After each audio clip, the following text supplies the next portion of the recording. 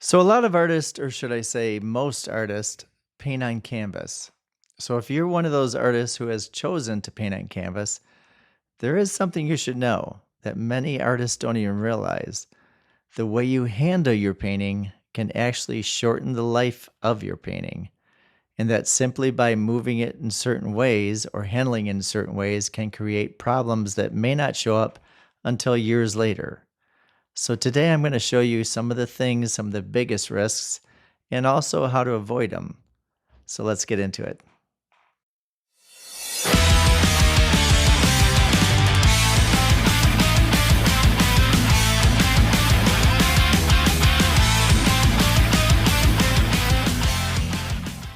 Okay, so in my last video, we compared canvas versus panel, and I know many of the viewers commented that they enjoy painting on canvas.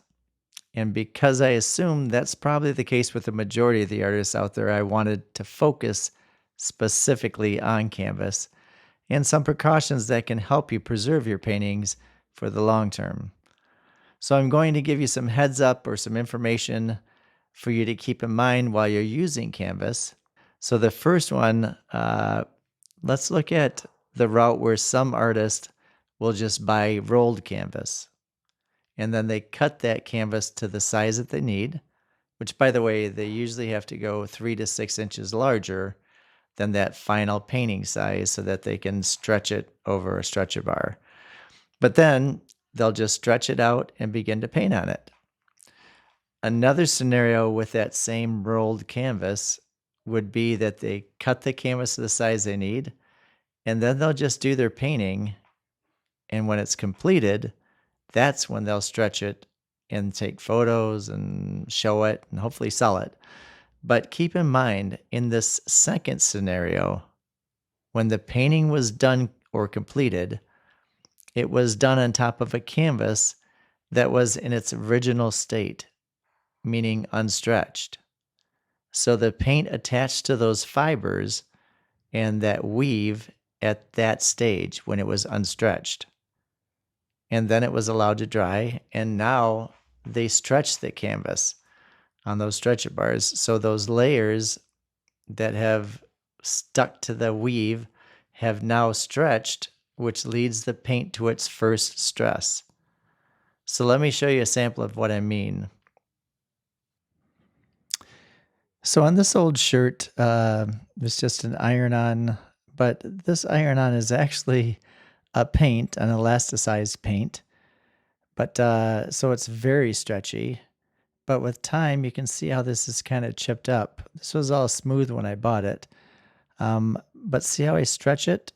And you can see all that paint detaching. And I'm sure you've had shirts like this to where at the beginning they're all nice, but see all these chips and flakes of this paint? This is actually exactly what's happening in your oil painting. Because when you stretch that canvas, you're actually popping that paint off of the weave of the canvas. So every time you do that, you're going to be popping more of that paint off the canvas. And so underneath, even though you may not see it at first because of the elasticity of that new paint, that new oil paint, underneath it is actually detaching from that fabric. And as that paint starts to get older, it starts to shrink and become more brittle. That's when you'll start seeing those cracks come through the surface. So it is actually slightly weakening that good grip, that adhesion that paint once had on the canvas, which, as slight as it may be, it is going to start detaching some parts of that pigment. So here's another caution I want to give you. When a painting is done, meaning you've completed it and it is on a stretcher and ready to show and sell, and now it needs to be shipped off to a buyer or collector, or perhaps a gallery. So then the artist will usually take the painting off the stretcher bars, roll it up, and put it in a tube and ship it off to the gallery or collector.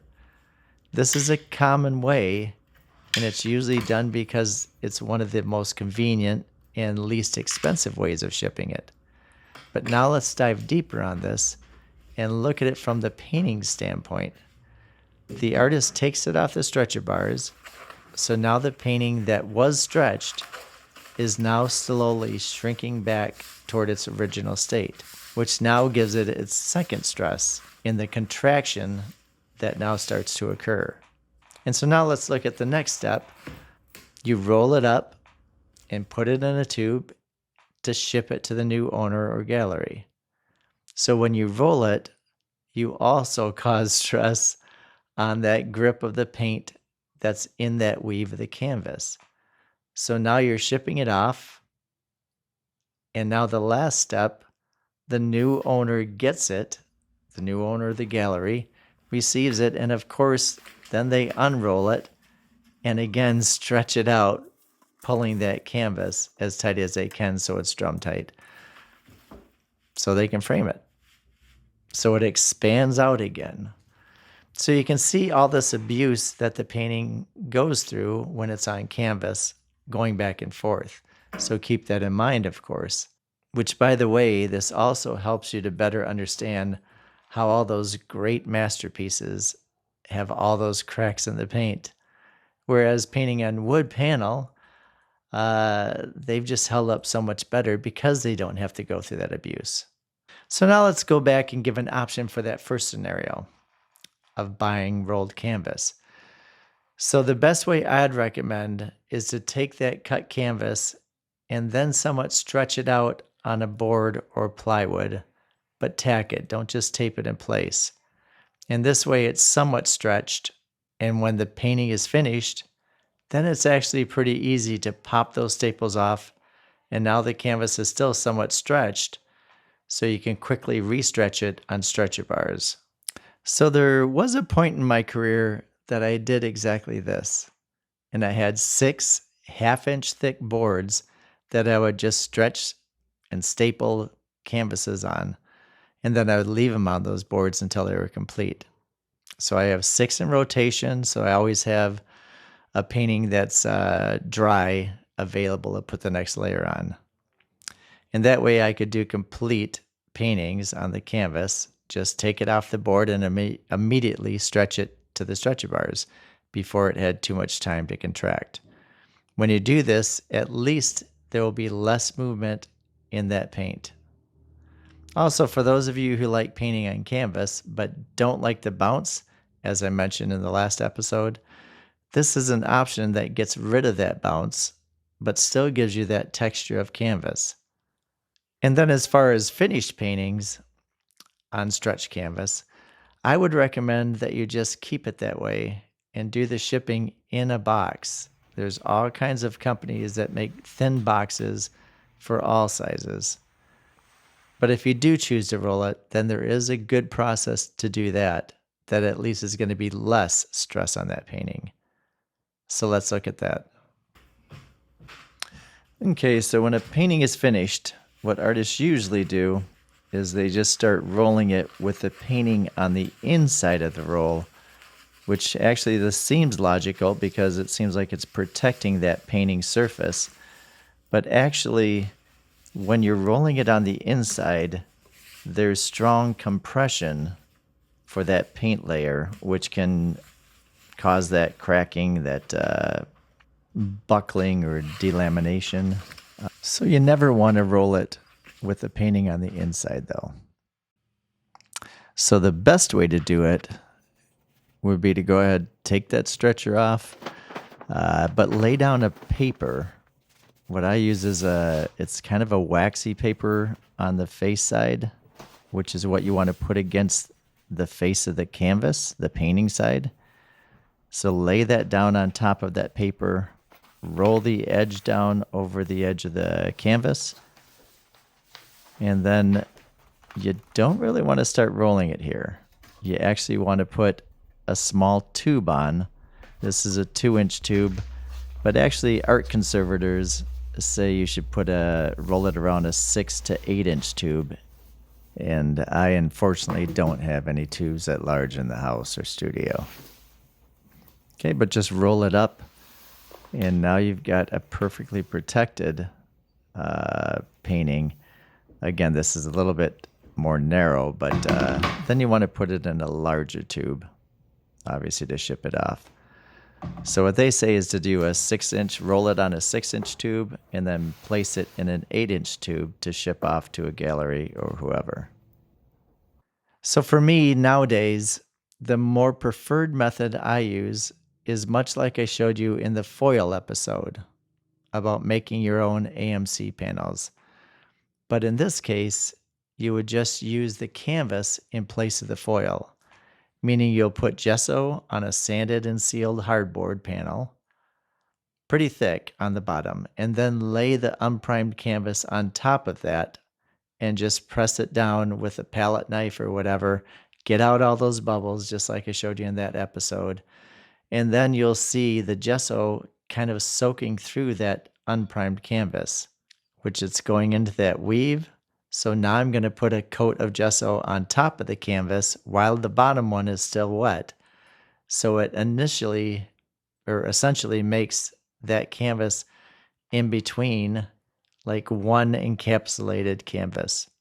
So once that dries, I'll go over the canvas with a couple more layers of gesso, but this does stick very well. And then I have the canvas feel, but no bounce, and there's no possibility of tearing because of the backing support. So really the only negative you have with this route is the fact that you'll have some reflections of the weave from the lighting in the gallery or wherever you hang it. Now let me show you a painting that I did using this method. Okay, so right off the bat though, as we zoom in, you can kind of see that reflecting weave of the canvas. That's the only thing I don't like, but I love painting on canvas because it just gives a different feel. This just has everything that I need to do, I could do, just like I mentioned on the canvas versus panel episode. On this particular one, I love the ability of being able to mess up those, like the clothing here on the sleeve. Also, this is something for you to know. This was a patterned dress, of course, but see how I just put slashes of white down there without getting any detail? And it's just a learning thing because you don't need to be so detailed on everything for it to look right. So as you step back, that dress just looks like a printed dress with a design on it or something. But yeah, I love painting on canvas. I love painting on panel as well. It's just with canvas, like on the skin, as I zoom in, see how it just disperses into those holes or that weave of the canvas? And let me see if I can zoom in more so you can see the weave. So see how it just kind of separates, kind of like pores of the skin. So it just grips that paint better and pulls it off your brush so you can get the look that you're desiring. But I am playing with panel more and more, trying different techniques with the oil paint. So it's just a back and forth for me. But this one turned out nice, so I'm happy with it. And you can't go wrong with canvas or panel. So some artists may think, I don't really care. I'm probably not going to be around when it starts cracking and chipping anyway. So I'll just let the art conservators of the future take care of it. And that's fine.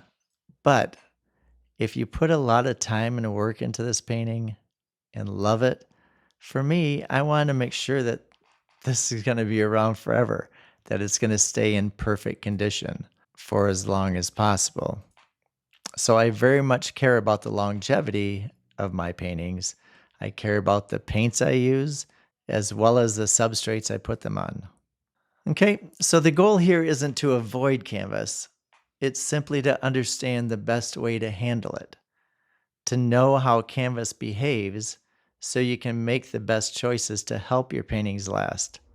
So if you enjoyed this, please click the like button and definitely subscribe. so you don't miss any future videos. And until next time, God bless everyone.